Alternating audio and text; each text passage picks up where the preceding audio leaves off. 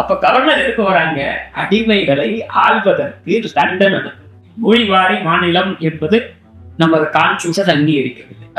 எந்த பிரசிடென்ட் ஆனா இருக்கட்டும், அப்துல் கலாமா இருக்கட்டும், முர்முவா இருக்கட்டும், கோவிந்தா இருக்கட்டும், எப்ப அன்னைக்கு ராத்திரியே கைது போடுறாங்கன்னு சட்டசபையை தேர்ந்தெடுக்கிறது மக்கள், பாராளுமன்ற தேர்தல் அதே மக்கள். அப்போ இது ஏன் நீங்க அதை பண்றீங்க? இதான் நீ கேட்கிற கேள்வி. எனக்கு அந்த கான்ஸ்டியூஷன்ல அம்பேத்கரே சொல்றாரு, பொலிட்டிக்கல் ஜஸ்டிஸ் ஒண்ணுதான் இதில் அச்சீவ் முடியும். இந்திய உலகத்திலே இல்லாத சாதி பிரிவினை இருக்கு, சமூக ஏற்றத்தாழ்வு இருக்கு, அதை நாம் ஒழித்து விட. பார்ட் 17ல இந்தி தான் வசந்த மொழி, அது எப்படி சரியா இருக்கும்? அப்ப அனைத்து மொழியும் சமம்ல சொல்லலையே. அதை மத்திய அரசாங்கம் நியமிக்கும், மாநில அரசாங்கத்துக்கு ஒரு ரோல் கிடையாது. அவங்க கூட போட்டி வச்சா யார் ஜெயிப்பாங்கன்னு தெரியாது. தன் கத்திப்பரா சண்டைப்பரா ஆண்கள் ஜெயிப்பரா அப்படின்றது தெரியாது. அது என்னன்னா அவசர நிலை காலத்துல கல்வி கல்ச்சரல் லிஸ்ட் போனா மாத்தியே ஹைகோர்ட்டு சுப்ரீம் கோர்ட்டு தவிர மற்ற நீதிமன்றத்துக்கு மாவட்ட அளவு அது கூட மைய ஆசிரியர்கிட்ட போறதுக்காக அசமையை எடுத்துதான் நடந்துச்சு. அது நிறைய பேர் இதெல்லாம் சொல்ல வேண்டாம், எல்லாரும் எடுத்துக்கிட்டா கல்வி மட்டுமல்ல. அப்போ என்ன தலைப்பு? Land acquisition. இப்ப நீங்க வரலூர்ல லேண்ட் அக்விசிஷன், அதுலயே கூட land acquisition is cultural list. அப்போ எண்ணற்ற அதிகாரங்கள் அவியில குவிஞ்சு கிடக்கு. இதை ஒரு விவாத பொருளாவே ஆகல. தமிழ்நாட்டுல ஓரளவு இருக்கு.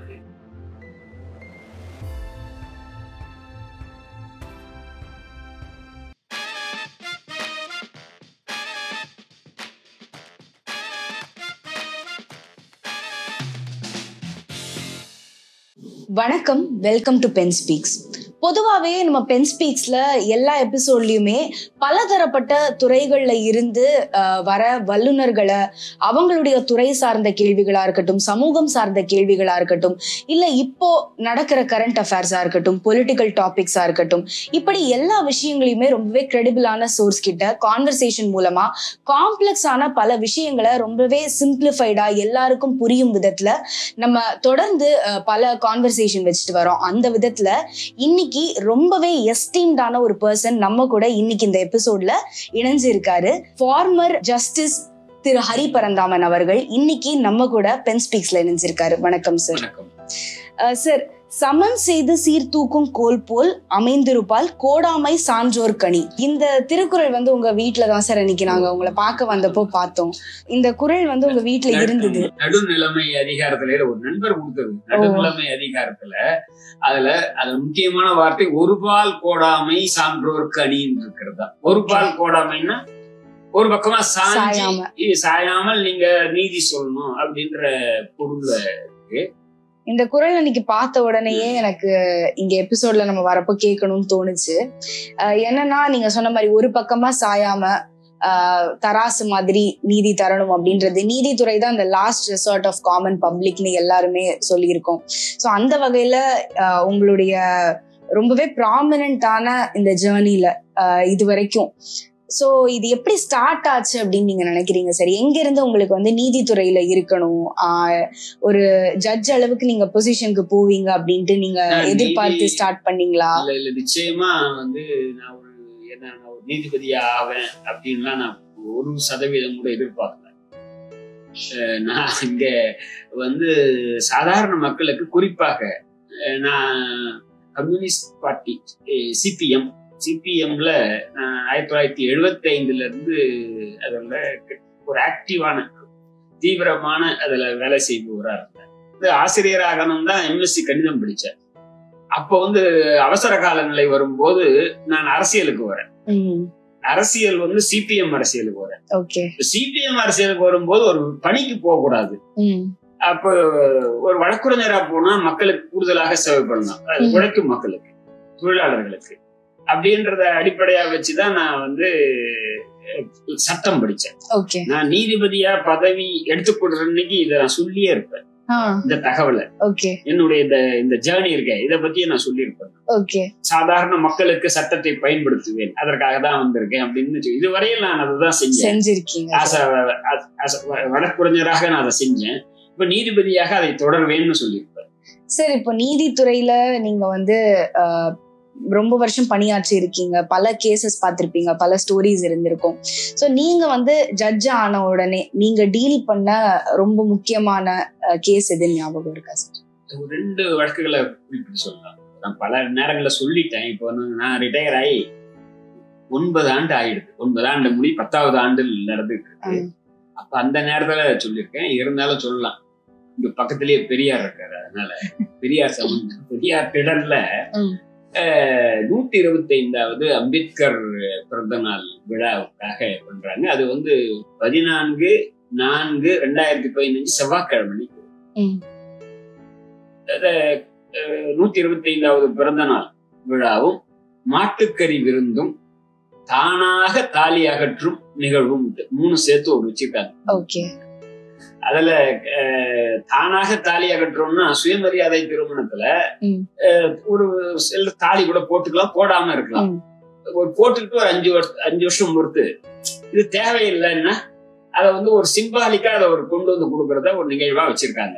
இதுக்கு அப்ப நீதிபதி எனக்கு தெரியாது, அந்த விவரத்தை பார்த்தோம். அதுக்கு அப்ப வெள்ளிக்கிழமை அன்னைக்கு ஒரு இந்து மகாசபை வந்து ஆசிரியர் வீரமணியின் பேர்ல ஒரு வழக்கு போடுறாங்க. இது வந்து இந்து மதத்தை புண்படுத்துவது, இத தானாக தாலி அகற்றும் நிகழ்ச்சி. அதை அவங்க அம்பேத்கர் தொட மாட்டாங்க, தொட்டா ஷாக் அடிக்கும். அதனால இப்படி போடுறாங்க. போட்டு அத வந்து நீதிபதி PN பிரகாஷ் அவர்கள் முன்னால் அது வருது. அவர் வந்து அத வந்து FIR பதிவு செய் அப்படின்ற பொருள்ல ஒரு தீர்ப்பு சொல்றாரு. எது இந்த கூட்டத்தை ஒட்டி. அதனால அந்த கூட்டத்துக்கான அனுமதியை மறுக்கிறாங்க. அது வெள்ளிக்கிழமை வந்த உடனே சனிக்கிழமை மறுக்கிறாங்க. அடுத்து கோர்ட் வந்து திங்கட்கிழமை, செவ்வாய்க்கிழமை நிகழ்ச்சி. அப்போ திங்கட்கிழமை அன்னைக்கு அந்த வழக்க முன்னாடி வருது விசாரணைக்கு. நான் வந்து அன்றே அதை விசாரித்து, ஏன்னா அடுத்த நாள் இது நடத்தணும், அன்னை விசாரிச்சு அனுமதி கொடுத்தாங்க. அது ஒரு முக்கியமான தீர்ப்பாக பாக்குறேன். நான் அதுல என்ன சொன்னேன்னா, முக்கியமா உங்களுக்கு சென்னை போலீஸ் ஆக்ட்ல தான் அது அவங்க சொல்லியிருந்தாங்க. மெட்ராஸ் போலீஸ் ஆக்ட்ல ப்ரொஹிபிட்டரி ஆர்டர்ஸ் இருக்கு இல்லையா, அது வந்து ஊர்வலம் போறதுக்கு பொதுக்கூட்டம் நடக்கிறதுக்கு தான். ஹால் மீட்டிங் இருக்குல்ல, இப்போ எந்த கூட்டம் ஆள் பெரியார் திடலோ அல்லது எந்த கூட்டம் ஆள் கூட்டமா இருந்தாலும் அதை தடுக்க முடியாது. அங்க வந்து காவல்துறையினர் வந்து அங்க பேசுவதை வந்து குறிப்பெடுத்துக்கலாம், ஆட்சேபகரமா பேசுறா, என் பேர்ல வழக்கு போடலாம். ஆனா கூட்டமே நடத்தக்கூடாதுன்னு சொல்ல முடியாது அப்படின்றத சொன்னேன். எனக்கு அது அந்த விஷயத்த முதலாக நான் சொல்றதாக நான் நினைக்கிறேன். இதுக்கு முன்னாடி அப்படி யாரும் இத சொல்ல, ஏன்னா அதுக்கு கட்டுப்பாடற்ற அதிகாரம் இருக்கு இந்த ஹால் மீட்டிங். அந்த ஜட்ஜ்மென்ட்க்கு எதுவும் உங்களுக்கு கான்சிக்வன்சஸ் இருந்ததா? எனக்கு என்ன கான்சிக்வன்சஸ், அதாவது அப்போ வந்து திராவிட என்னை பத்தி தெரியாது. இப்ப நான் இப்ப அவங்களுக்கே இப்படி ஒரு தீர்ப்பை கொடுப்பேன்னு அவங்களே எதிர்பார்த்திருக்க மாட்டாங்க. அந்த தீர்ப்புல வந்து பல விஷயங்களை நான் இதெல்லாம் எடுத்து போட்டிருந்தேன். இந்து மகாசபை ஃபுல் ஃபைல் அந்த கோப்புகளை வாங்கி இந்து மகாசபை வந்து என்னென்ன பண்ணி இருக்குன்ட்டு, அந்த பெரியாருக்கு வந்து நாமம் போட்டிருப்பாங்க, விபூதி வச்சிருப்பாங்க, அவருக்கு காவி போட்டிருப்பாங்க. இதெல்லாம் ரொம்ப அதை உங்களுக்கு பார்த்தீங்கன்னா ஆச்சரியமா இருக்கும். அதெல்லாம் பண்ணி கூட இதையும் செய்திருப்பாங்க. அதெல்லாத்தையும் பதிவு பண்ணியிருப்பேன். அந்த சுயமரியாதை திருமணம் இருக்குல்ல, அதை பத்தி சொல்லி அவங்க என்ன பர்பஸ், இதை அவங்க தாலி அறுக்கிறதுன்னு சொல்லுவாங்க. யாரு இந்து மகாசபை தாலி அறுப்பதல்ல, தானாக தாலி அந்த அம்மாவே வாலண்டரியா வேண்டாம், இது தாலி வந்து ஒரு அடிமை சின்னம் அப்படின்னு நினைச்சு கொடுக்கறதா பொருள், அதுக்காக தான் அப்ப போட்டுக்கிட்டாங்க. இன்னொரு வழக்கு என்ன கேட்ட ரொம்ப இதை விட கூட கூடுதலாக என்ன தனிப்பட்ட முறையில அந்த வழக்கு என்ன பாதித்தது வந்து ஒரு விஷாலாட்சின்ட்டு ஒரு பெண் மதுரையில இருக்க பண்ண வழக்கு. அது நாடார் சமூகத்தை சேர்ந்து. அது ஒரு டிகிரி படிக்குது. டிகிரி படிச்சு முடிச்ச உடனே திருமணம் பண்ணிடுறாங்க. கிட்டத்தட்ட 21-22 வயசு. திருமணம் பண்ண உடனே ஒரு 4 குழந்தை, கிட்டத்தட்ட 4 ஆண்டுகளில் 4 குழந்தை, ஆண்டுக்கு ஒரு குழந்தை. கிட்டத்தட்ட 26-27 வயசுல ஹஸ்பண்ட் டை நேச்சுரல். அப்ப அந்த பொண்ணு வந்து TNPSC எழுதி அரசு தேர்வு எழுதி தான் வேலைக்கு போகணும்னு பாக்குது. இதுக்கு இடையில என்ன நடக்குதுன்னா, இந்த பரீட்சை எழுதுறதுக்கு முன்னாடி ஒரு இஸ்லாமிய வகுப்பை சார்ந்தவர் அந்த விடோவை கல்யாணம் பண்ணிக்க வர்றாரு. அப்ப அது இஸ்லாமியரா மாறுது. லப்பை இந்த பிரிவை சேர்ந்தவங்கள கல்யாணம் பண்ணிக்கிறாங்க. அது பேர் ஆரிஃபா அப்படின்னு பேரை மாத்திக்குது. திருமணம் பண்ணது. அப்போ டிஎன்பிஎஸ்சி தேர்வு எழுதும்போது அத டிஎன்பிஎஸ்சியில அவங்க வந்து அத ஃபார்வர்ட் கம்யூனிட்டியா ட்ரீட் பண்றாங்க. ஏன், எதனால சார்? ஏன்னா இஸ்லாமியரா ஆகிறவங்களுக்கு அடுத்த தலைமுறைக்கு தான் வருன்றாங்க. அவங்க ஹஸ்பண்ட் வந்து பேக்வேர்டு. ஆனா இஸ்லாமியரா கன்வெர்டட் இஸ்லாம் இருக்காங்கல்ல, கன்வெர்டட் இஸ்லாம் அப்படின்னு அவங்க வியாக்கியானப்படுத்துறாங்க. அதை தான் நான் வந்து தப்புன்னு சொல்றேன். அதை இப்போ இருக்கக்கூடிய முதல்வர் ஸ்டாலின் ஆட்சியில் இப்பதான் நான் சொன்ன தீர்ப்பை அமுல்படுத்தி கன்வெர்டட் இஸ்லாமும் இதுதான் கன்வெர்டட் கிறிஸ்டியனிசம் பிசி கன்வெர்டட் இஸ்லாம் இல்லன்றாங்க ஜெனரலா அவங்க சொன்னாங்க. அதை நான் தப்புன்னு சொன்னேன். அத தப்பு அப்படின்னு டிஎன்பிஎஸ்சி அந்த முடிவை தப்புன்றத அவங்க கன்சிடர் பண்ணணும்னு சொன்னா அவங்களுக்கு வந்து வேலையும் கிடைச்சது. அவங்களுக்கு பிசிஆ ட்ரீட் பண்ணா கிடைக்கும், ஓசிஆர்னா கிடைக்காது. நான் அவங்க பிசின்னு சொன்ன தொட்டு அவங்க பணி கிடைச்சது. பிறப்பை அடிப்படையா வச்சுதான் பாக்கணும் என்ன கேட்டா. அப்படி பார்த்தா அவங்க பிசி இல்ல, நீங்க கன்வெர்டட் இஸ்லாம்னு பார்த்தாலும் பிசி. ஏன்னா லப்பை வந்து இஸ் பிசி. அதனால என் கருத்து பிறப்பு தான் அடிப்படை. நான் வந்து லப்பை ஆகிறதுக்கு அடிப்படை இல்ல. இருந்தாலும் அதையும் நான் சொன்னேன். அவங்க என்ன டிஎன்பிஎஸ்சி சொல்றாங்க, ஒன்ஸ் கன்வெர்ட் ஆயிட்டாலும் இல்லைன்றாங்க. ஏன் நான் கன்வெர்ட் ஆன ஒருபாடு சாதி இல்லைன்றாங்க. அதுக்காக சரி அப்படி இல்லைன்னா நான் கன்வெர்ட் ஆயிட்டா லப்பைனா லப்பைக்கு இதுதானே அப்படின்னா அது வந்து லப்பைக்கு உண்டு. ஆனா கன்வெர்ட் ஆன லப்பைக்கு இல்லைன்னு ஆர்கியூ டிஎன்பிஎஸ்சி. அத நான் இல்லைன்னு சொல்லி கன்வெர்டட் லப்பைக்கும் உண்டுன்றதுதான் அந்த தீர்ப்பு. அதை இப்பதான் அமல்படுத்தியிருக்காங்க. இப்ப இருக்கக்கூடிய திமுக அரசு தான் அதை அமல்படுத்தியிருக்கு. நீங்க சொல்றப்பதான் சார் தெரியுது எவ்வளவு இம்பார்ட்டன்ட். அதாவது ஒரு ஜுடிஷியரியும் ஒரு அந்த குரல் நம்ம ஃபர்ஸ்டே சொன்னோம்ல, ஒரு தலைபட்சமா இல்லாத எல்லாத்தையுமே பகுத்தறிஞ்சு எது கரெக்ட் எது தவறு அப்படின்றத யோசிச்சு அதோட பார்ட் வந்து ஜுடிஷியல் சிஸ்டம்ல ரொம்பவே அதிகமா இருக்கு அப்படின்னு நான் நினைக்கிறேன். இப்போ உங்களுக்கு ஏழை மாணவர்கள் வந்து வங்கி கடன், கல்வி கடன் வருவாங்க. அப்போ அண்ணா யூனிவர்சிட்டி அதோட இணைந்த ஒரு கல்லூரியில ஒரு மாணவன் வந்து பட்டியல் அனைத்து மாணவன் படிக்கிறான். அப்போ வங்கியில வந்து என்ன சொல்றாங்கன்னா 60% மார்க் வாங்கினாதான் அவனுக்கு லோன் தருவான்ட்டு சொல்றாங்க. அத வந்து அந்த வங்கியினுடைய தலைமையகம் அப்படி ஒரு சர்க்குலர் போட்டிருக்கு. அப்போ வருது. நான் சொன்னேன், அப்ப அண்ணா யூனிவர்சிட்டி வந்து 40% இருந்தா போதும் தலித்துக்கு அப்படின்னு சொல்லி பட்டியல் இனத்துக்கு. அப்போ ஏஐசிடி இருக்கு இல்லையா, all India council of technical education, அவங்களும் 40% போதும்ன்றாங்க. அப்புறம் எப்படி நீ இந்த மாதிரி வங்கியில மட்டும் எப்படி நீ வைக்க முடியும் அப்படின்னு சொன்னப்ப நான் ஒரு சுவாரஸ்யமான தகவலை சொன்னேன். அம்பேத்கர் வந்து கல்லூரி சேரத்துக்கு போறதுக்கு முன்னாடி மெட்ரிக்ல 750க்கு 257 மார்க் தான் வாங்கியிருக்காரு, 33%. அதுக்கு பரோடா கிங் வந்து அவருக்கு ஸ்காலர்ஷிப் தர்றாரு, அதனாலதான் வெளிநாடு போறாரு. அவரு மகாத்மா காந்தியோ நேரு மாதிரி ஒரு அவங்க குடும்ப வளர்ச்சினால போகல. அந்த பரோடா மன்னர் வந்து பணம் கொடுக்காட்டிக்கு போனா அவரால் படிச்சிருக்க முடியாது. அப்ப பொதுத்துறை வங்கி வந்து பரோடா மன்னரை விட இன்னும் கொஞ்சம் கருணையோட நடந்தவனன்றது நான் தீர்ப்பு. இந்த மாதிரி பல தீர்ப்புகள் சொல்லலாம். அது ஆனா இதுவே தெரியுது சார், அதான் ஒரு தலைபட்சமா இல்லாத ஒரு ஜுடிஷியரி எவ்வளவு முக்கியம் அப்படின்றதே இதுல தெரியுது. ஆனா நீங்க முதல் முறையா ஜட்ஜா ஆறப்போ, அந்த அமர்வுல இருக்கிறப்போ உங்களுடைய மனநிலை எப்படி இருந்தது சார்? ஃபர்ஸ்ட் கேஸ் நீங்க ஜட்ஜ் ஆனதுக்கு அப்புறமா எனக்கு அப்படி எனக்கு ஒண்ணு இதா இல்லை. ஏன்னா நான் அந்த ஒரு 29 ஆண்டு நான் வழக்குரைஞரா இருந்துட்டேன். ரெண்டாவது நான் அதை எதிர்பார்க்கல. எனக்கு அதுக்கு ஒரு பெரிய எதிர்பார்ப்பு இல்லை. எனக்கு ஒரு தொழிலாளருக்காக எல்லாம் வாதாடக்கூடியவங்கள ஒரு பரிசீலனைக்கு வட்டத்துக்குள்ளே வருவோன்னு நான் நினைக்கல. அப்போ என்னை தேர்ந்தெடுத்து இதை சொல்லும் போது நான் வந்து அதை ஏத்துக்கிட்டேன். என் நண்பர்கள் கூட இருக்காங்க அங்க, நீதிபதிகளா இருக்கக்கூடிய கூட சொன்னாங்க. அப்ப நல்ல தொழில் இருந்தது. ஆக்சுவலி என்னுடைய நீதிபதியாக வரக்கூடிய வருமானத்தை விட கூடுதலா இருக்கும். என்ன கேட்டா நான் சொல்லுவேன், நீதிபதியா நான் வக்கீல் வரைக்கும் தான் என்னுடைய அசட் இன்க்ரீஸ் ஆகிட்டே இருந்து, நீதிபதியான உடனே அசட் ஃப்ரீஸ்ட். அப்போ அதான் சொன்னாங்க, அப்படிலாம் பார்க்க வேண்டாம், நீங்க வந்து இது வரும்போது எடுத்துக்கணும்னா நானும் அதை எடுத்துக்கிட்டேன். ஏன்னா இது நிச்சயமா இட்ஸ் எ ஸ்மால் கிளப். இது இல்லாட்டிக்கு போனா இப்ப நீங்களே அங்கீகரிப்பீங்களா நான் ஒரு வக்கீலா இருந்தா? ஆக்சுவலி அதனால அதை அக்செப்ட் பண்ணி. அது இல்லாம இன்னொரு முக்கியமா சொல்லணும் என்னன்னா, நாங்க ஒரு கிராமத்துல இருந்து வரேன். என் கிராமத்துல நான் முதல் என் குடும்பத்துல பட்டதாரி இல்லை, முதல் பள்ளிக்கூடம் போனவனே நான் தான். இப்போ எங்க வீட்டுல யாரும் பள்ளிக்கூடம் கூட போகல அதுக்கு முன்னாடி. ஏன்னா 1959 தான் எங்க ஊர்ல காமராசர் ஆரம்ப பள்ளியை திறக்கிறாரு. எனக்கு ஒரு 4.5 வயசு. அப்போ நான் 1954 பான். 1954.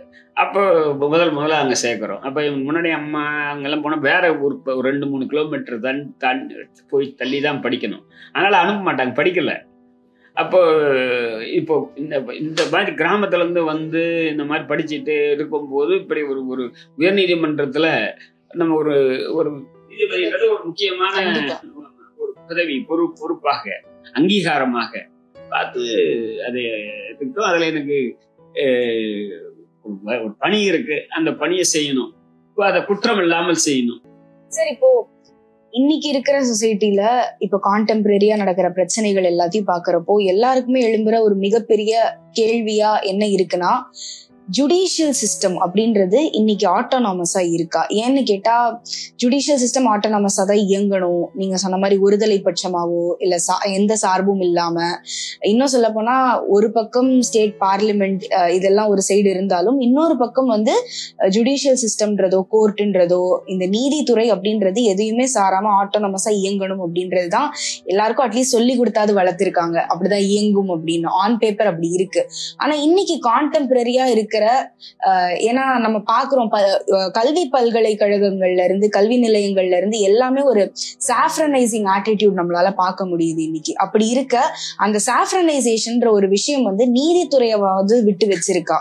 நீதித்துறை ஆட்டோனமஸா இருக்கு இல்ல இப்போ கரண்டா இயங்குதுன்னு நீங்க நினைக்கிறீங்களா? அதாவது நீங்களே சொல்லிட்டீங்க, அதாவது இந்தியா முழுவதும் எல்லா துறைகளிலும் சாஃப்ரனைசேஷன் வரும்போது அதில் நீதித்துறை மட்டும் எப்படி விலக்காக இருக்க முடியும்? அத எப்படி எதுவுமே நான் சொல்றேன். அப்போ ஒண்ணு நீங்க சொல்ற சாப்ரனைசேஷனே இல்லைன்னு பாக்கணும். அப்படியா நீங்க சொல்றது சரியில்லாம இருக்கணும். ஒண்ணு சாப்ரனைசேஷன் நடக்குதுன்னா அது நீதித்துறையும் தான் பாதிக்கும். வேண்டுமானால் அது அளவு மாறுபடலாம். தமிழ்நாட்டில் கொஞ்சம் குறைச்சிருக்கலாம், மீதி மாநிலங்கள்ல இன்னும் கூடுதலா இருக்கலாம், உங்களுக்கு இதை விட கூடுதலா இருக்கலாம். தமிழ்நாட்டிலேயே அதை சாப்ரனைசேஷன் கூடுதலாக பார்க்க முடியுது. என்ன கேட்டா நல்லாவே பார்க்கலாம். இப்ப உங்களுக்கு எல்லாருக்குமே தெரியும், வழக்குரைஞரை கேட்டா யாரு எந்தெந்த இப்ப என்ன கேட்டா என்ன சொல்லுவாங்க, இவரு கம்யூனிஸ்ட் நீதிபதி அப்படின்னு சொல்லுவாங்க. நீதிபதி சந்துரு ஒரு கம்யூனிஸ்ட் நீதிபதி பொதுவா ஒரு அடையாளப்படுத்துறதுக்காக சொல்லுவாங்க. இப்ப நீதிபதி இப்ப ஜி.ஆர். சாமி கேட்டா அவர் RSSன்றது எல்லாரும் சொல்லுவாங்க. இது எல்லாருக்கும் தெரியும், இது ஒன்னும் இதெல்லாம் இல்ல. ராஜேலம் இருந்தப்ப ஒரு திமுக வழக்கறிஞர் இருப்பாங்க. இப்ப சிடி செல்வம் தான் ஒரு திமுக வழக்கறிஞர், திமுக ஜட்ஜி அப்படிம்பாங்க. இது எல்லாருக்கும் பொதுவா தெரிஞ்சு மறைக்க முடியுமா? ஏன்னா அவங்களுடைய பழைய காலம் இருக்குல்ல, அது சட்டத்திலையும் தடை இல்லை, அது பழைய காலம் இல்லை. ஆனால் நீதிபதியான ஒரு பாடு பழச விட்டு ஆனா வர்றது இல்லை. அதான் இன்னைக்கு நீதிபதி ரவீந்திரன் உச்ச நீதிமன்றத்தில் ஓய்வு பெற்றவர் இதை பற்றி புத்தகமே இருக்காரு. ஆக்சுவலி தடை இல்லை, எவ்வளவு அளவு விடுறோமோ அந்த அளவாவது விட்டுணும். அதாவது கொஞ்சம் இருக்கும்னா அது டாலரபிள் லிமிட் இருக்குல்ல. யாரு நீதிபதி ஆகணும் அப்படின்ற அதிகாரமோ இல்ல சீஃப் ஜஸ்டிஸ் தேர்ந்தெடுக்கிற அதிகாரமோ இது எல்லாமே மத்தியில மட்டும்தான் மோனோட்டானஸாவே இருக்கு. அப்படின்ற பட்சத்துல சீஃப் ஜஸ்டிஸ் ஆஃப் இந்தியா அவங்களுடைய ரோல் எந்த அளவுக்கு ப்ராமினன்ட் இந்த நீதித்துறையில, இல்ல நம்ம இவ்வளவு நேரம் பேசின ஜுடிஷியல் சிஸ்டம்ல அவங்களுடைய ரோல் எந்த அளவு ப்ராமினன்ட்? அண்ட் பல கான்ட்ரவர்சிக்குரிய சீஃப் ஜஸ்டிஸ் இப்பதான் போயிருக்காரு, சந்திரசூடன் புதுசா சீஃப் ஜஸ்டிஸ் வந்திருக்கிறாரு. சோ இந்த மொத்த ஸ்பியரை நீங்க எப்படி பாக்குறீங்க சார்? அதாவது சீஃப் ஜஸ்டிஸ் அப்படின்றதுல பொறுத்த வரையில அவங்களுக்கு சிறப்பு அதிகாரம்னு இல்லமா, நீதி வழங்குறத பொறுத்த வரைக்கும் அவங்களுக்கும் மற்ற நீதிபதிகளுக்கும் எந்த வித்தியாசமும் கிடையாது. ஆனால் அவர்கள் நிர்வாகம் முக்கியமான, அதாவது ரோஸ்டர்ம்பாங்க. இப்போ உச்ச நீதிமன்றத்துல 34 நீதிபதிகள் இருக்காங்க. அதுல தலைமை நீதிபதி தான் இந்த அமர்வுகளை தீர்மானிப்பார். எந்த கேஸ யாரு அமர்வுலயே யாரு 2 பேரு, ஒரு 4, 5 அமர்வு, 3 நீதிபதிகள் ஒரு அமர்வு, 5 நீதிபதிகள் அமர்வு.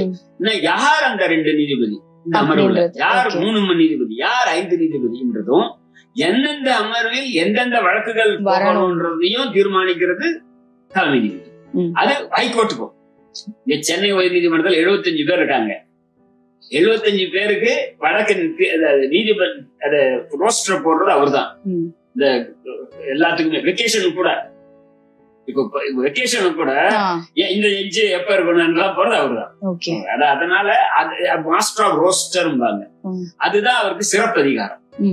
அதை தவிர்த்து அவருக்கும் நீதி பரிபாலனம் பண்றதுல அவருக்கும் மற்ற நீதிபதிகளுக்கும் ஒரே மாதிரியான அதிகாரம் தான். இல்ல சார், இது வந்து ரோல் வைஸ் நம்மளுக்கு கொடுத்திருக்கிறத வச்சு மட்டும் இல்லாம இப்போ முக்கியமான பல ஜட்ஜ்மெண்ட்ஸா இருக்கட்டும், இப்போ பிளேசஸ் ஆஃப் வர்ஷிப் ஆக்ட்ல வந்து பிரச்சனைகள் வந்தது அயோத்தியா ஜட்ஜ்மெண்ட் மூலமா.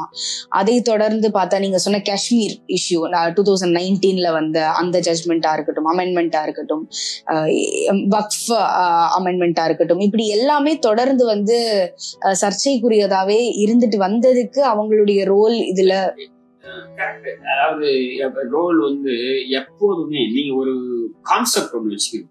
நீங்க வந்து இந்த இடத்துல பணிபுரியுறீங்க, அப்போ நீங்க உங்களை யார் நியமிக்கிறது? அந்த நியமிக்கிறவங்க சம்பந்தமா உங்களுடைய ஒரு தெரியாத ஒரு கயர் ஒண்ணு அவங்களுடைய கண்ட்ரோல்ல நீங்க இருப்பீங்க இல்லையா?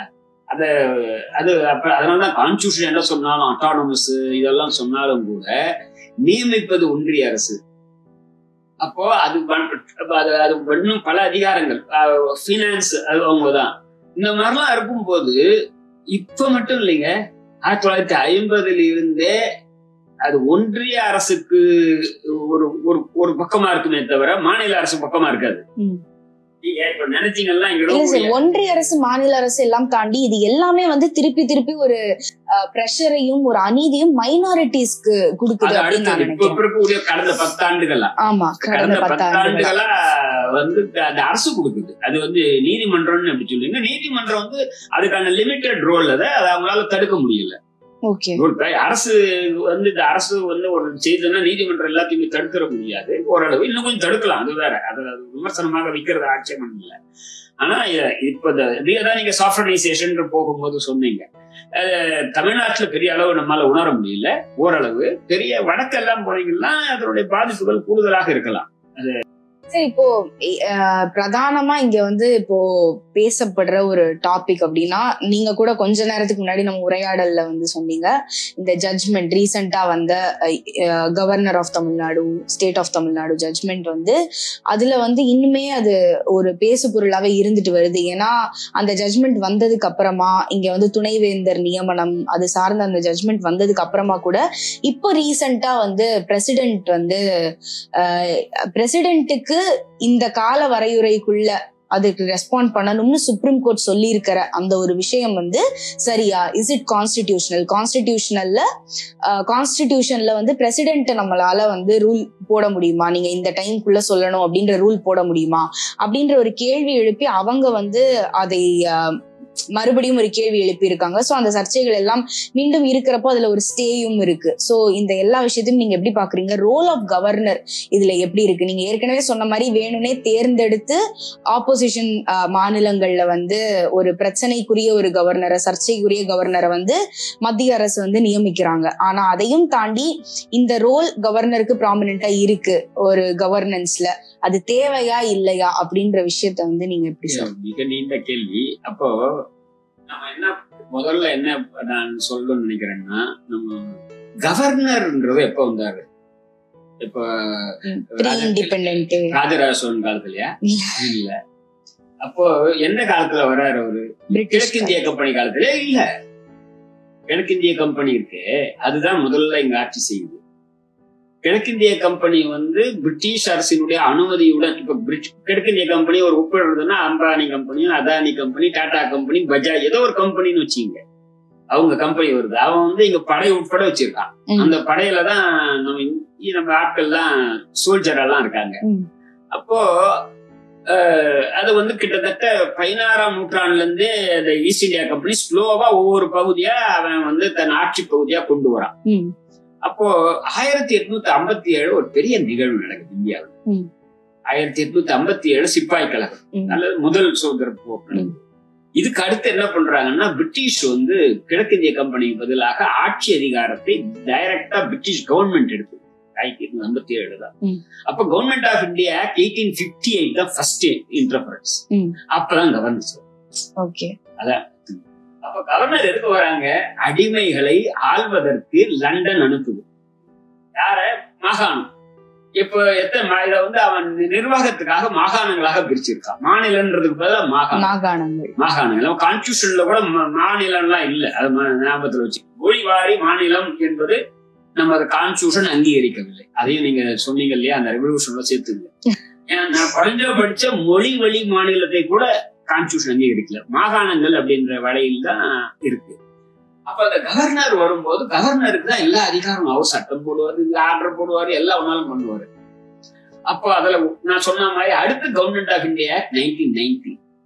அப்ப டியூரல் பவர் கொடுக்குறாங்க. என்னது? மாகாணத்துல ஒரு தேர்ந்தெடுக்கப்பட்ட அரசு கவர்னருக்கு இருப்பாரு. அப்ப கவர்னருக்கான அதிகாரத்துல அந்த தேர்ந்தெடுக்கப்பட்ட அரசு ஒண்ணும் பண்ண முடியாது. இவங்களுக்கான அதிகாரம் கல்வி, மருத்துவம், விவசாயம் போன்ற சிலது கூட்டுறவுத்துறை, இந்த மாதிரி சிலதெல்லாம் இந்த மாகாணத்துக்கு இருக்கும். அதுல இந்த மாகாண அரசு, அதான் நான் சொன்ன ஜஸ்டிஸ் பார்ட்டியோ அல்லது காங்கிரஸ் பார்ட்டியோ அவங்க அதுல சட்டம் இயற்றலாம். அந்த இயற்றக்கூடிய சட்டம் கவர்னருடைய ஒப்புதல் வந்தாதான் சட்டம். அப்ப யான் வெள்ளக்காரரை வச்சிருக்கான், அவன் லண்டனோட அடிமை நம்ம, அதனால வச்சிருக்கான். சுதந்திரம் வந்துடுது, புது கான்ஸ்டிடியூஷன் வந்துடுது. நம்ம டெல்லிக்கு அடிமை இல்லையே, லண்டனுக்கு மாதிரி. அப்ப ஏன் நம்ம மாநிலத்துக்கு ஒதுக்கப்பட்ட அதிகாரம் இருக்குல்ல, அதுக்கு அவர்கிட்ட ஒப்புதல் வாங்கணும்? இந்த கேள்வி யாரு கேக்குறாங்க? நான் கேக்குறேன் உங்ககிட்ட. கன்கரண்ட் லிஸ்ட்னா கூட பரவாயில்ல, மாநிலத்துக்கான ஒதுக்கப்பட்ட அதிகாரம். அதுல நான் சட்டம், இப்போ யூனிவர்சிட்டி இருக்கு இல்லையா, அது மாநில பட்டியல்ல இருக்கக்கூடிய என்ட்ரி 32 இருக்கு. முழுக்க நம்ம தான் மாநிலம் தான். இப்போ ஒரு திருவள்ளூர் யூனிவர்சிட்டி அவரு மத்திய அரசு உண்டாக்க முடியாது, நாம தான் உண்டாக்கணும். அப்போ இதுல ஏன் அவர்கிட்ட ஒப்புதல் வாங்கணும்? ஆர்டிகல் 200 அதுல சொல்லி ஒப்புதல் வாங்கணும். எப்படி ஒப்புதல் தரணும்? as soon as possible. முதல்ல டிராஃப்ட்ல என்ன இருக்குன்னா, நான் அதுக்கு இடையில விட்ட 1919 அடுத்து 1935 ஒரு பெரிய development. Government of India act 1935 government of India act அப்படியே எடுத்து இதுல போட்டிருக்காங்க கான்ஸ்டிடியூஷன்ல. அத நீங்க பெருசா அந்த ரெவல்யூஷன் இதையும் சேர்த்துக்கணும். இல்ல இது எல்லாரும் ரெப்ளிகா. அது என்ன, அது ஒண்ணு கொடுத்தா அது எப்படி நீங்க புரியல. ஏன்னா இட் இஸ் a ரெப்ளிகான்னு எல்லாரும் சொல்லுவாங்க. இட் இஸ் a ரெப்ளிகா அப்படின்றத சொல்லுவாங்க. நான் இதுக்கு மேல இல்ல. இப்போ 1950 இந்த கான்ஸ்டிடியூஷன் வரப்ப நீங்க என்ன டாபிக் சொல்லிருக்கீங்க? கவர்னர். கவர்னர். அப்போ அந்த கவர்னர் 1935 ஆக்ட்ல கூட கவர்னருக்கு டிஸ்கிரிஷன் இருக்கு. டிஸ்கிரிஷன்னா இப்போ ஒரு மாகாணம், அப்போ மாகாணம் தானே, ஏற்ற சட்டத்தை அவரை நிராகரிக்கலாம்னு 35 கூட இருக்கு. ஆனா 1950 கான்ஸ்டிடியூஷன் வரும்போது அந்த டிஸ்கிரிஷன்ற வார்த்தைய டிலீட் பண்றாங்க. அந்த டிராஃப்ட்ல இருக்கு, முதல்ல டிராஃப்ட்ல கூட இருக்கு. அந்த டிராஃப்ட்ல விவாதத்துல டிலீட் பண்ணி கவர்னருக்கு கிடையாது, கேபினெட் தான் பவர்ஃபுல், எலெக்டட் கவர்மெண்ட் தான் powerful, it is a parliamentary form of democracy. கவர்னருக்கு எந்த அதிகாரமும் கிடையாது. he should act as per the aid and advice of the cabinet அப்படின்றத தெளிவா விவாதத்துல 100% தெளிவா சொல்றாங்க அதுல. அதனால இங்க 200ல அப்ப என்ன பண்றாங்கன்னா, முதல்ல டிராஃப்ட்ல 6 weeks இருக்கு, அதுக்கப்புறம் 6 வாரமே அதிகம் நினைச்சாங்க. முதல் டிராஃப்ட்ல முதல்ல டிஸ்கிரிஷன் இருக்கு, டிஸ்கிரிஷன் எடுக்கிறாங்க. அடுத்து எவ்வளவு நாளுக்குள்ள ஒரு ஒப்புதல் தராங்க அப்படின்றத 6 வாரம். 6 வாரத்துக்கு பதிலா as soon as possible கொண்டு வராங்க. 6 வாரத்துக்கும் கம்மியா உடனே பண்ணணும்ன்றாங்க. இப்ப கூட நாங்க கேக்குறேன், பாராளுமன்றம் சட்டம் ஏற்றணும்னா எந்த பிரசிடென்ட் அவனா இருக்கட்டும், அது அப்துல் கலாமா இருக்கட்டும், முர்முவா இருக்கட்டும், கோவிந்தா இருக்கட்டும், KR நாராயணா இருக்கட்டும், ராஜேந்திர பிரசாத், அன்னைக்கு ராத்திரியே கைது போடுறாங்கல்ல, அன்னைக்கு ராத்திரியே தூங்காது அது. அப்ப சட்டசபை போடுற சட்டம் மட்டும் ஏன் உங்களுக்கு மாச கணக்கா இருக்கு? அதுவும் மாநிலங்கள்ல இருக்கிற சட்டசபையை தேர்ந்தெடுக்கிறது மக்கள், பாராளுமன்ற தேர்ந்தெடுக்கிறது அதே மக்கள். அப்போ இது ஏன் நீங்க அதை பண்றீங்க? இதான் இன்னைக்கு கேட்கிற கேள்விங்க. இன்னைக்கு எல்லாரும் நன்றிகளையும் உங்க கூட நான் எழுப்புற கேள்வி இதுதான். ஒண்ணு, வெள்ளக்காரன், இது ஐ கால் இட் தமிழ் என்ன, imperial legacy. Governor is imperial லெகசின்னு நான் சொல்றேன். ஏன்னா 1858 வந்ததை ஒழிக்கல, துரதிருஷ்டவசமாக நீங்க சொன்ன ரெவல்யூஷனரி கான்ஸ்டிடியூஷன் கவர்னரை இல்ல கவர்னரை ஒழிக்கணும்ன்றதெல்லாம் இல்ல, கவர்னர் எப்படி வைக்கலான்றதுதான் கிட்டத்தட்ட விவாதம் நடக்குது. அதுல 3 விவாதம் நடக்குது. ஒண்ணு, கவர்னர் எலெக்டடா இருக்கலாம்னு வருது. அதை ஷூட் டவுன் வேண்டாம்னு நினைக்கிறாங்க. ஏன்னா governor will be elected by the entire மாகாணம். அப்ப chief minister is elected in one constituency. அப்ப 2 பேருக்குள்ள கிளாஷ் வந்தானா கவர்னர் சொல்லுவாரு, நீ என்னையா நீ ஒரு சின்ன இடத்துல வர நான், அதனால அப்படி வேண்டாம். 2வது ஒரு நல்ல ப்ரொபோசல் அதையும் ஷூட் டவுன் பண்றாங்க. என்னன்னா எலெக்டட் மாநில கவர்மெண்ட் இருக்கு, அது ஒரு பேனல் கொடுக்கும், அது நேம் கொடுக்கும், அதுல இருந்து செலக்ட் பண்ணலான்னு. அதையும் ஒத்துக்கல. டெல்லி லண்டன் மாதிரி டெல்லி சுல்தான்கள் மாதிரி அவங்க அனுப்புற ஆளதான் நீ ஏத்துக்கணும்ன்றத கான்ஸ்டிடியூஷன்ல இருக்குங்க. அதுல அப்ப என்ன பண்றாங்க, அதுக்குதான் சொல்றேன், அட்லீஸ்ட் உயர் நீதிமன்ற உச்ச நீதிமன்ற நீதிபதிகள் ஒரு கொலீஜியத்துக்கு பரிந்துரைக்கு ஒரு சான்ஸ் கொடுக்குறாங்க. இந்த கவர்னரை பொறுத்த வரைக்கும் அவங்க பிக் பண்றவங்க தான். யாரு எந்த மத்தியில அரசு இருக்கோ அந்த அரசினுடைய முதல்வர் சொல்றாரு ஏஜென்ட் சொல்லிட்டு. ஆமா, நீங்க பில்லு மட்டும் இல்லைங்க, சட்டசபையில பில்லு பாஸ் பண்றது மட்டும் இல்ல. நிறைய பேர் இந்த 415 பக்கம் தீர்ப்புல தமிழ்நாடு அரசு 4 பிரச்சனைகளை உச்ச நீதிமன்றத்துக்கு கொண்டு போச்சு. அதான் ஒண்ணுதான் பில்லு. அதான் இப்போ மத்த 8 எதிர்கட்சி ஆள்ற மாநிலத்துக்கு எழுதிய கடிதத்துல அவர் இந்த சட்டசபையில அவங்க ஒப்புதல் மட்டும் சொல்ல, அவங்க எந்த கோப்பை அமைச்சாலும் மாநில அரசு அவங்க கான்ஸ்டிடியூஷன்ல அவர் ஹெட் ஆஃப் த ஸ்டேட் கையெழுத்து போடணும், ஃபார்மலா போடணும். பிரசிடென்ட் காமிச்சா அன்னைக்கே போட்டுருவாங்க, இவங்க போடணும். அது எந்த கோப்பும் போடல. அவங்க 3 கூடுதலான பிரச்சனைய தமிழ்நாடு அரசு அந்த வழக்குல சொல்றாங்க, அதுக்கு தீர்வு காணப்படல. அதுல ஒன்று, ஒரு ஏடிஎம்கே பழைய மினிஸ்டர்ஸ் இருக்காங்க இல்லையா, அவங்க பேர்ல லஞ்ச ஊழல் குற்றச்சாட்டு வழக்கு போடணும்னா கவர்னருடைய ஒப்புதல் தேவை. சாங்ஷன் இருக்கு கிரிமினல். அதுக்கு கேக்குறாங்க மந்திரி KC வீரமணி, மந்திரி விஜயபாஸ்கர். ஐயா 3 வருஷமா நம்ம தராம வச்சிருக்காரு. இப்போ அலையன்ஸ்க்கு அப்புறம் தருவார? யார் அலையன்ஸ் தான் தர மாட்டாங்க கண்டிப்பா. ஆமா, இதுக்கு இன்னும் கூட எடுத்துக்கிட்டீங்கன்னா பழசுக்கு தான் போல பிரசிடென்ட் என்ற கருத்து. இங்க கவர்னரை உபயோகப்படுத்தி ரிப்போர்ட் வாங்கி குடியரசுத் தலைவர் ஆட்சியை கொண்டு வரலாம். அப்போ ஒரு ஆண்டு வரைக்கும் மத்திய அரசு நேரடி கண்ட்ரோல் இருக்கும் தேர்தல் நடக்கிற வரைக்கும். ஆனா பாராளுமன்றம் எப்பவுமே அப்படி இருக்காது. அங்க ஒரு ஆட்சி கவிழ்ப்பே நடந்தாலும் ஒரு கேபினெட் கண்டினியூ ஆகும், இமீடியட்டா தேர்தல் நடக்கும். ஆனா ஒரே சமமாக பாவிக்கலன்னு நான் நினைக்கிறேன். அதனாலதான் மீதி 2 கேசஸ் என்னது சார்? இன்னும் மீதி 2 இல்ல கேள்வி. இன்னும் 2 அதுக்கு அடுத்தது சிறையில இருக்கக்கூடிய சிறைவாசி தண்டனை பெற்றவர்கள் இருக்காங்க இல்லையா, அவர்களை விடுவிப்பது சம்பந்தம் ப்ரீமெச்சூர் ரிலீஸ் தமிழாக்காங்க. அதாவது ஒருவருக்கு ஆயுள் தண்டனை வச்சுங்களேன். ஆயுள் தண்டனைன்னா ஆயுள் அதுக்கு முன்னாடி கூட அவங்க 14 ஆண்டுகளுக்கு அடுத்து அவர்களை விடுவிக்கலாம், அரசே விடுவிக்கலாம். இல்ல சிறப்பு கான்ஸ்டிடியூஷன் அதிகாரத்தை பயன்படுத்தி பேரறிவாளர் பண்ணலாம், முன்னாடி கூட பண்ணலாம். அப்போ அதை அப்படி பண்ணும் போது அவங்களுக்கு ஒரு விதிமுறைகள்லாம் இருக்கு, அந்த நன்னடத்தை எல்லாம் இருக்கு, அதெல்லாம் பார்த்து ரிப்போர்ட் எடுப்பாங்க. அதன் அடிப்படையில காந்தி பிறந்த நாள், அண்ணா பிறந்த நாள், குடியரசு தினம் அன்னைக்கெல்லாம் ஒரு சில ஆட்கள் அப்ப பண்ணுவாங்க. அப்படி ஃபைல் அனுப்புறாங்க கோப்பை, அதையும் படம் வச்சிருக்காரு ஐயா. அதுக்கு அடுத்து 4வது தமிழ்நாடு பப்ளிக் சர்வீஸ் கமிஷன் 14 பேர் கொண்ட அமைப்பு. அந்த 14 பேர் தான் அரசுக்கான நியமனத்தை பண்றாங்க. அதுல 10 பேர் ரிட்டையர் ஆயிட்டாங்க, பீரியாடிக்கலா ரிட்டையர் ஆயிட்டு வராங்க. அத ஆளை ஃபில்அப் பண்றது பேர் பரிந்துரைச்சு அனுப்புறாங்க. அதையும் அப்படின்னா அப்புறம் வெளில போய் பாஜக குற்றம் சுமத்தும், இந்த அரசிலே நியமனங்களே நடைபெறவில்லை அப்படின்னும். அதை நியமனம் பண்ற அந்த அமைப்பு வேண்டி செயல்படாட்டி போனா எப்படி பண்ண முடியும்? இது மட்டும் இல்லைங்க, இந்த மாதிரி என்ன இந்த வழக்குல இந்த 4 பிரச்சனை. அதாவது இந்த எந்த அரசும் செயல்பட முடியாம என்னென்ன முடியுமோ அத்தனையும் பண்றது. ஆனா இப்போ இந்த தற்காலிகமா சுப்ரீம் கோர்ட் இது எல்லாருக்கும் பாஸ் பண்ணிடலாம் இந்த பில் எல்லாம் அப்படின்னு சொல்லி அந்த கேஸ்ல தீர்ப்பு கொடுத்திருந்தாங்க. இப்போ அதுல ஸ்டே பிறப்பிச்சிருக்காங்களா? அது இப்போ சென்னை உயர்நீதிமன்றம் கன்ஃபியூஸ் பண்ண வேண்டாம். இப்போ நீங்க இப்படி நான் ஒரு கற்பனையா ஒரு நினைச்சீங்க, ஆர்.என். ரவி ரொம்ப நல்லவராயிடுறாரு, ஹாரி போகும் அது மாதிரி. அதாவது இப்போ முர்மு மாதிரியே அன்னைக்கு ராத்திரியே பில்லு கையெழுத்து போட்டுறான்னு வச்சுக்கிட்டேன். இப்ப அதுதான் இப்போ 8/4/2025 ஒரு 4-5 ஆண்டுகளா சட்டமாகாம இருந்தது. 10ல 2 அதிமுக சட்டம். 2020 போட்டு குர்கா பாணியில போட்டது ரவி. 2020 10ல 2013 அவர் ரிட்டர்ன் பண்றாரு 13. அதை இவங்க அதிமுக சட்டம் உட்பட அதை இவங்க ரீஎனாக்ட் பண்றாங்க, அதை அனுப்புறாங்க. அதுதான் தீர்ப்புல வருது. அப்போ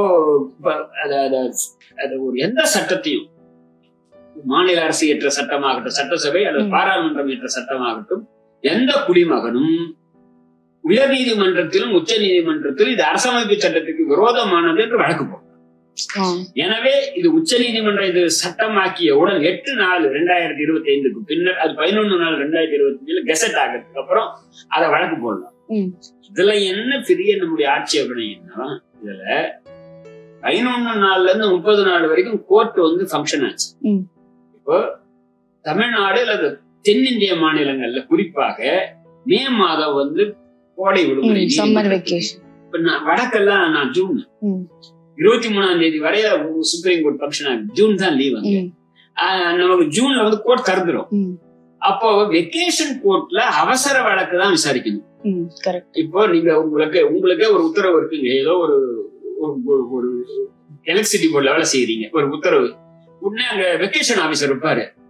இது ஏப்ரல் 5ஆம் தேதி கொடுத்திருக்கு, ஏன் நீ போடல? அப்போ இப்ப கிடையாது, ஜூன்ல போடும். அப்போ இது அவசர வழக்காக ஏன் எப்படி எடுத்துக்கிறாங்க? 2 இந்த உத்தரவுக்கே அப்படின்னா இந்த சட்டம் இருக்கு பாருங்க, சட்டசபையோ பாராளுமன்ற இதுவோ இருக்கு, அத சர்வசாதாரணமானது, அது ஒரு சிறப்பு வழக்கு. அது ஒரு சட்டசபை இயற்றிய சட்டம் இல்லையா, அது பாராளுமன்றம் இயற்றிய சட்டத்தை கோர்ட் இப்போ வக்பு இதுக்குன்னு ஒரு எவ்வளவு நடக்குது, 1 மாசம் 2 மாசம் நடந்துகிட்டே இருக்கு. இப்ப இடைக்கால தடைக்காக வழக்கு எப்ப முடியும் தெரியாது. இப்ப குடியுரிமை திருத்த சட்டம் இன்னும் 6 வருஷமா பெண்டிங்கா இருக்கு. ஏன்னா இது ஒரு பெரிய வழக்கு. இதெல்லாம் ஒரு சட்டசபை இயற்றிய சட்டத்தையும் பாராளுமன்ற இயற்றிய சட்டத்தையும் அவ்வளவு சுலபத்துல அதெல்லாம் தலையிட மாட்டாங்க. ஏன்னா there is a legal presumption என்னன்னா அது சட்டபூர்வமானது. அத ரொம்ப ரொம்ப ரேரஸ்ட் ஆஃப் ரேர் கேஸஸ் தான் அதுல தலையிடுவாங்க. அப்போ அது வழக்கு இப்ப எப்படி முதல் கேள்வி, எப்ப ஏன் அவசர வழக்காக விடுமுறை காலத்துல பண்றீங்க? இப்போ இந்த 5 வருஷம் ஆச்சு இந்த சட்டம் வரது, 2020 இருந்து 2025 வரைக்கும் ஆயிடுது. இப்ப ஜூன் மாசத்துல விசாரிச்சேன். கரெக்ட். அப்போ ஏன் இப்போ அது ஒரு ஃபர்ஸ்ட் கேள்வி. அது 2வது கேள்வி, இந்த வழக்க போட்டது ஒரு அரசியல், போட்டது சாதாரண குடிமகன் இல்ல. திருநெல்வேலி பாரதிய ஜனதா கட்சியினுடைய மாவட்ட செயலாளர், ஒரு வக்கீல். அவருக்கு மதுரை தாண்டிதான் வராரு. மதுரையில உயர் நீதிமன்றம் இருக்கு.